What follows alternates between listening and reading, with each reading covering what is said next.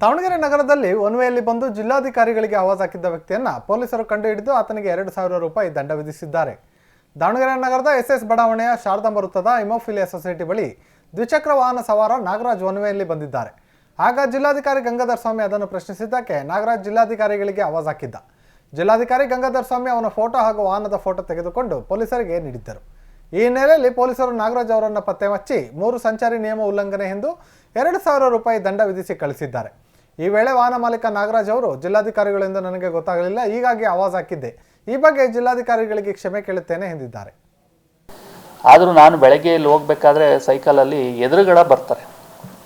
ಈಗ ನಾವು ಸೈಕಲಲ್ಲಿ ತಲೆ ಬಗ್ಗಿಸ್ಕೊಂಡು ಹೋಗ್ತಾ ಇರ್ತೀವಿ, ಸ್ಕೂಟ್ರಲ್ಲಿ ಆಪೋಸಿಟ್ ಅಂದರೆ ಒನ್ ವೇನಲ್ಲಿ ನುಗ್ತಾರೆ. ಕೆಲವು ಸಾರಿ ಬಸ್ ಅಡ್ಡ ನಿಂತಿರುತ್ತೆ, ಇಲ್ಲಿ ಎಡಗಡೆ ಸೈಡಲ್ಲಿ ಸೀದಾ ಎದುರುಗಡೆ ಬರ್ತಾರೆ. ಸೊ ಎದುರುಗಡೆ ಬಂದಾಗ ಏನಾಗುತ್ತೆ, ನಾವೇನಾದರೂ ಸ್ವಲ್ಪ ಬಲಗಡಿಗೆ ಹೋದರೆ ಹಿಂದೆಗಡೆಯಿಂದ ಏನು ಗಾಡಿ ಬರ್ತದೆ ನಮಗೆ ಗೊತ್ತಾಗೋದಿಲ್ಲ.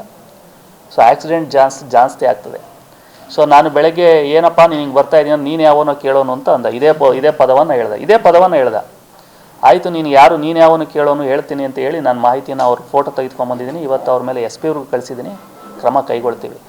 ಆದರೂ ನಾನು ಬೆಳಗ್ಗೆ ಇಲ್ಲಿ ಹೋಗಬೇಕಾದ್ರೆ ಸೈಕಲಲ್ಲಿ ಎದುರುಗಡೆ ಬರ್ತಾರೆ.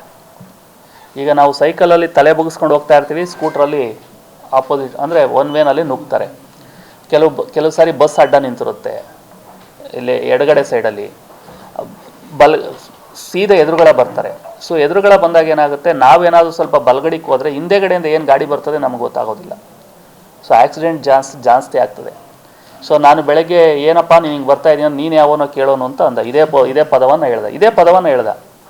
ಆಯಿತು, ನೀನು ಯಾವನು ಕೇಳೋನು ಹೇಳ್ತೀನಿ ಅಂತ ಹೇಳಿ ನಾನು ಮಾಹಿತಿಯನ್ನು ಅವ್ರ ಫೋಟೋ ತೆಗೆದುಕೊಂಬಂದಿದ್ದೀನಿ. ಇವತ್ತು ಅವ್ರ ಮೇಲೆ SP ಅವ್ರಿಗೆ ಕಳಿಸಿದ್ದೀನಿ, ಕ್ರಮ ಕೈಗೊಳ್ತೀವಿ.